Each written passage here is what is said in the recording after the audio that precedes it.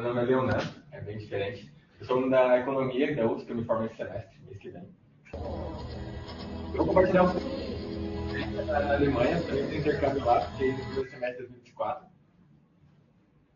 E pode voltar. Então, foi isso que eu gravei, então eu queria que vocês vejam um pouco da minha experiência lá. Eu experiência um pouco de criatividade do Guilherme, mas não, eu vou pegar um pouquinho do que eu passei lá.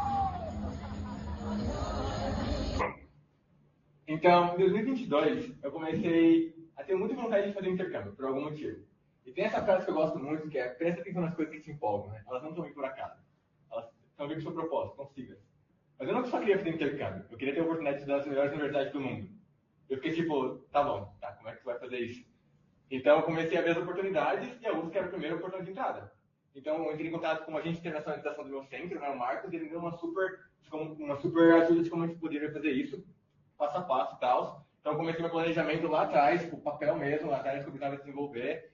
Depois passei para o campo, coisas mais estruturadas e fui buscando. Então, isso foi um processo bem de formiguinha mesmo. E foi muito trabalhoso. Então, pode passar. E eu escolhi a TUM. A UFSC tem a parceria com a melhor universidade da Alemanha. Ela a Munique está entre as 4 melhores universidades do mundo para morar. É incrível, para estudante, né? É muito bom. E a TUM está top 1 no ranking da minha área, né, de Business Management. Sim. Então, e tem parceria com a UFSC. Pode passar. Além disso, eles dão um super suporte. Então, mas eu queria que vocês gravassem essa imagem, porque ela representa muito no meu intercâmbio. Isso foi uma aula que a gente teve. Foi uma CEO lá, e ela, acho que não dá muito para ver, mas tem o plano A. Se apagar uma, ela apaga. Pode deixar ligada. Mas acho que dá para ver mais ou menos que tem o plano A, tem o plano B, os zigue-zagues, e tem a vida real. Aí eu tenho 50% de chance de acertar.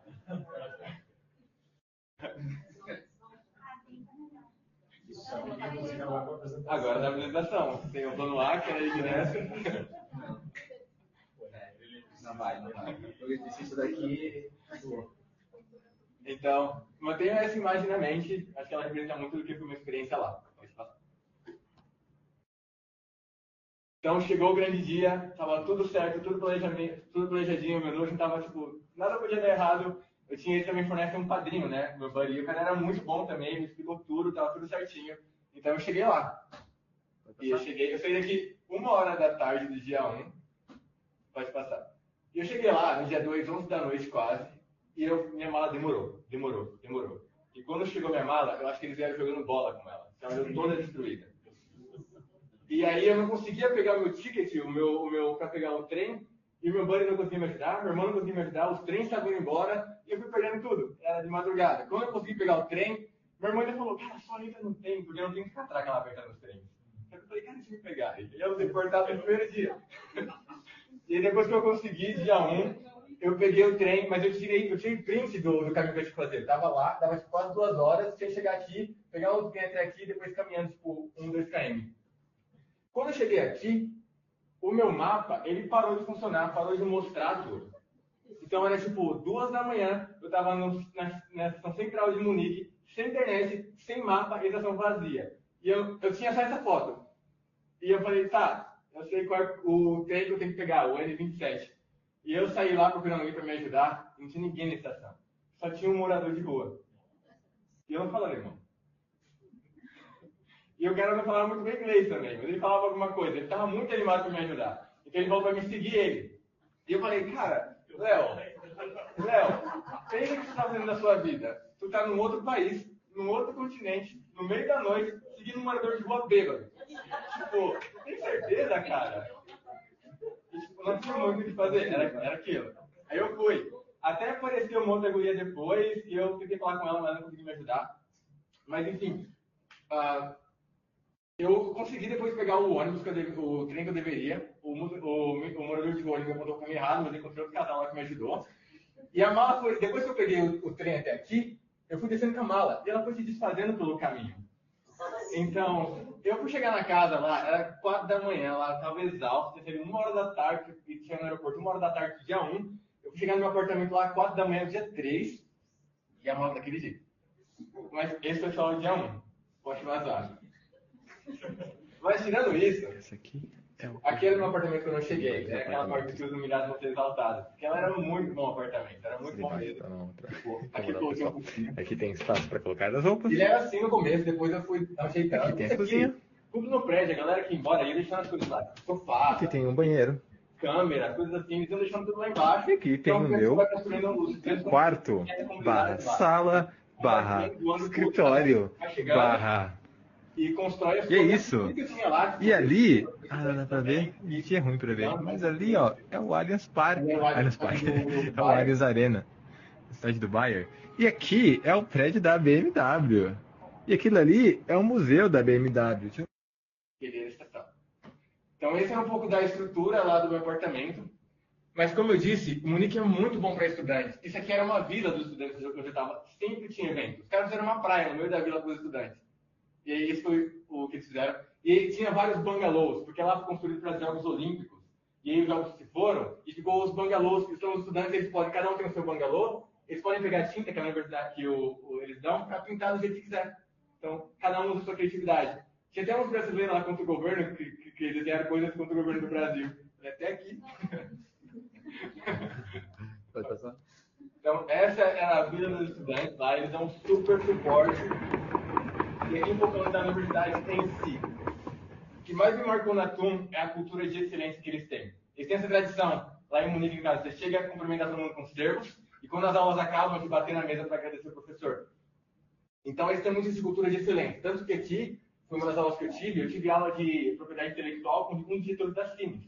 Então, aquela imagem que eu mostrei primeiro, também era uma CEO de empresa, então era muito relevante.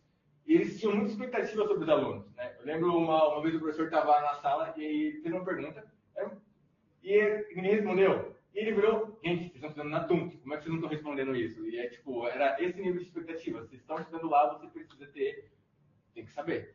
Tipo, tem que se esforçar para conseguir. E aqui foi o grupo de estudantes que chegou comigo de intercâmbio. Tinha eu e só mais uma brasileira, mas tinha gente de quase todos os continentes. Pode passar. E uma coisa legal que tinha lá, toda quarta-feira tem uma coisa que se chama Língua de Café. Então é como tem as cantinas que tem aqui na UFSC, mas então você ganha um voucher, que é quase 5 euros, você pode comprar o que você quiser na cantina lá, e aí tem várias mesas espalhadas com bandeirinhas. Então você pega o seu lanche, senta em qualquer mesa, em qualquer mesa que você escolher, e você vai ficar lá conversando com as pessoas daquela mesa por 1, 2, 3 horas naquele idioma. Então, cara, isso é muito bom, porque eu ia fazer, tipo, esse dia aqui, eu até coloquei. Tava com um italiano, um japonês, um paquistanês, um tipo inglês, então tinha... E toda semana eram pessoas muito aleatórias de vários países diferentes e isso é muito enriquecedor para mim. Então, essas em específico, porque às vezes era muito aberto, quando a gente estava com o pessoal da China. Eu tinha muita curiosidade. E eu ficava com o cara e falava, explica, como é que é morar lá? Tipo, é real isso aqui que eu escuto mesmo? Me explica isso. E a galera é muito aberta para compartilhar. E isso foi bem legal. Também, toda semana a gente recebia um e-mail com todos os eventos que tem naquela semana. Tipo, toda semana tinha muito evento. Podia escolher. Sempre que você tinha que escolher, você ia fazer muita coisa. Tipo, aqui, toda semana tinha hike. Eles adoram subir montanha. Então, eles são montanhas que são muito lindas. Então, sempre dá para conhecer muita gente também. Esse aqui foi um concerto. Esse aqui é lá na vila que eu falei, que estava tendo evento. Então, a gente sempre tinha muita coisa para fazer.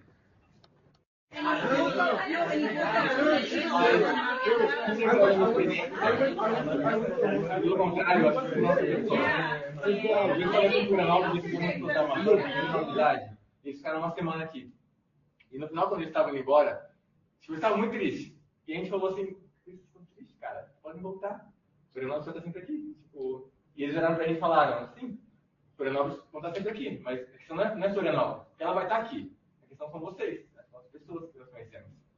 Então eu sei que Munique tá lá, sei lá, 1000 anos, vai continuar lá a minha vida provavelmente, mas não foi sobre isso, sobre as pessoas que eu conheci lá, sabe?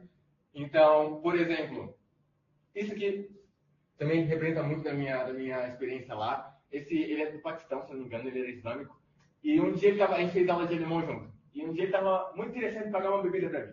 Mas eu não bebo. E isso aqui estava me insistindo. E ele falou que ele queria pagar um refrigerante. E eu falei, será que é o que eu refrigerante não dá nada, né? E eu peguei refrigerante, e eu sou cristão também, membro da Igreja de Jesus Cristo. E ele estava muito interessado em conhecer o cristianismo, porque na cabeça dele era uma bagunça, porque tem muitas vertentes, tem gente que pode isso, gente que não pode aquilo, e para eles é mais uniforme. Então a gente sentou e teve muito essa troca, de tentar explicar para eles, né, ó, os católicos que se encaixam aqui, tem os protestantes, os reformistas, eu sou membro da Igreja de Jesus Cristo, que é uma outra frente. Mas eu também cheguei para ele e falei, meu, eu tenho uma visão negativa do seu povo. E era muita conversa aberta assim, tipo, mas sempre que eu vejo alguma coisa do seu povo, é esse tipo de coisa que eu não vejo na TV. E ele me explicou, mas era muito mais, muitos dos diálogos que eu tinha era mais, ei, eu não sei, me ensina, sabe? Por que é assim? E ele me explicou que aquelas pessoas não representam o islâmico, né? Ele explicou um pouco do Alcorão, me explicou tudo. Então, esse tipo de troca tinha todo o tempo lá. Então, para mim, isso foi muito enriquecedor. E com relação às pessoas, tudo bem que a minha comunidade de fé me ajuda porque ela está no mundo inteiro, tipo, aqueles pessoas eram da minha igreja também. Mas eles me receberam na minha casa como se eu fosse filho. Literalmente, aquele casal, eles tipo, colocaram a filha para dormir na sala, para dormir no quarto dela. E, tipo, era meu aniversário na semana anterior. Fizeram bolo de aniversário para mim, me acordaram com café da manhã. Tipo, eles me trataram super bem, sabe?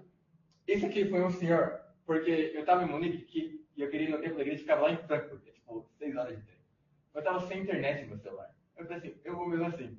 Então eu baixei o mapa e cheguei na estação de trem e tinha um senhorzinho lá. E eu falei assim, vou tentar conversa com esse senhor. E eu falei, com licença, né? Você fala inglês? Aí ele falou pra mim, eu só falo inglês. E ele também estava indo para Frankfurt e também não tinha internet. E a gente foi junto. Deus, pô. A gente chegou lá, não sei como. Depois de 8, 9 horas, nós chegamos. Então, eu acho que as pessoas que eu conheci lá e a amizade que eu fiz lá com todo mundo foi o ponto ápice da minha experiência. E eu carrego muitas dessas pessoas comigo pro meu coração, sabe? Eu tenho muita gratidão por elas.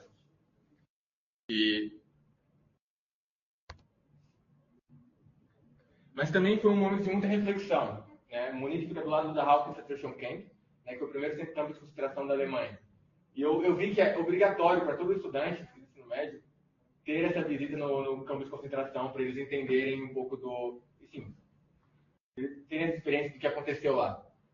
E me marcou muito uma frase que o Guia falou, que não é sobre o que os nazistas fizeram com os judeus, mas é o que a raça humana tem feito com a raça humana. No portão está escrita aquela famosa frase, né? O trabalho te fará livre. E, não sei, foi um momento de muita reflexão sobre isso de é o meu jeito ou não tem outro jeito, é a minha ideia, de impor ideias, né? E eu vi muito, foi legal chegar lá porque você vê a construção e você vê muito até do que acontece no Brasil. Eu vejo na universidade às vezes, isso de é o meu jeito, é as minhas ideias e é isso. Se você não aceitar, eu vou impor. E eu vejo na universidade, eu vejo no governo, eu vejo... E lá não surgiu de maneira muito diferente. E também isso foi no... E isso é imagem, muitas das imagens, cara, tudo lá te marca muito. Isso aqui é uma delas também. Isso aqui não dá pra ver direito, mas são corpos de pessoas, né? E isso é um trator. E as imagens mostram, tipo, não é nada. Tipo, tem imagens muito fortes, assim, que você para e tu quer chorar, assim, porque é uma experiência que te impacta e tu sai de lá, sei lá, tipo, transformado, assim. Aqui foi em Berlim, eles fizeram esse memorial, e é meio que um labirinto aqui, é muito sufocante, tu vai passando por isso. E ali foi no Muro de Berlim, né? E tá escrito, você tem aprendido o que significa liberdade. Espero que você nunca se esqueça disso. Tanto com a questão do nazismo, mas com o Muro de Berlim também. Mas também, eu fui muito inspirado, eu estava numa universidade lá, andando por Munique, e acidentalmente eu vi uma sala que tinha um memorial, que é do White Post. Então, eram jovens dos estudantes que eles começaram a se revoltar com o nazismo. Mas então, eles começaram a fazer panfletos assim, e eles panfletavam entre os estudantes. Mas era tipo, muito secreto, assim, era tipo, eu tinha um panfleto que eu passava para você tinha que imprimir e tinha a responsabilidade de passar para alguém. Mas o primeiro panfleto era meio que uma convocação para o povo alemão. Era meio que, porque era contra a apatia do povo alemão. Tava todo mundo vendo aquilo, ninguém fazendo nada, e eles sabe que vocês estão mortos? E foram 7 panfletos, e alguns deles condenando Hitler abertamente. Alguns falando, tipo, Hitler fala o nome de Deus, sendo ele mesmo o diabo. Né? E esses jovens, era uma mulher e o irmão dela, eles foram levados para o pátio daquela universidade, foram presos, julgados e mortos no mesmo dia. Mas, isso aqui em Munique, no Sul. Lá no Norte, os estudantes começaram a se revoltar com aquilo. Lá no Norte, uma jornalista pegou e falou: o que está acontecendo em Munique? Né? Os estudantes estão ficando malucos, porque tipo, a galera começou a acordar. Então, ainda assim que tinha toda aquela neblina, ainda tinha esperança, começando com os estudantes. Né? Eu acho que foi isso. Eu acho que essa foi uma grande experiência. Foi muito difícil para mim selecionar pontos chaves, assim, mas foi uma experiência muito mais de vivência e de transformação como um ser humano, sabe? Então, eu senti que eu voltei de lá uma pessoa muito mais tolerante, muito mais, sei lá, muito mais compassiva, muito mais humilde. Você, sabe, às vezes tu apanha tanto que você não tem como não voltar melhor. Você conhece tanta pessoa que você vê, cara, só vê na TV, tipo, como meu amigo que é islâmico, sabe? Tipo, cara, é como eu, sabe? É gente como eu. É meu irmão como eu. E você vai com o seu plano, aí eu tinha muitos planos B, e no final é assim. E é isso que faz a experiência rica, sabe? É isso que faz tudo valer a pena. Pode passar. Então, é isso. Esse foi um pouquinho do meu tempo infinito e breve em Munique. Se tiverem alguma pergunta, estou aberto. Eu tenho uma pergunta. Eu queria saber, falasse que não sabia falar alemão quando chegou lá, então as aulas eram todas em inglês. E isso era separado para estudantes internacionais ou todos os estudantes lá têm aula em inglês? Todo mundo. É porque os cursos que eu peguei, em específico, era em inglês, mas eu tinha aula com os estudantes normais.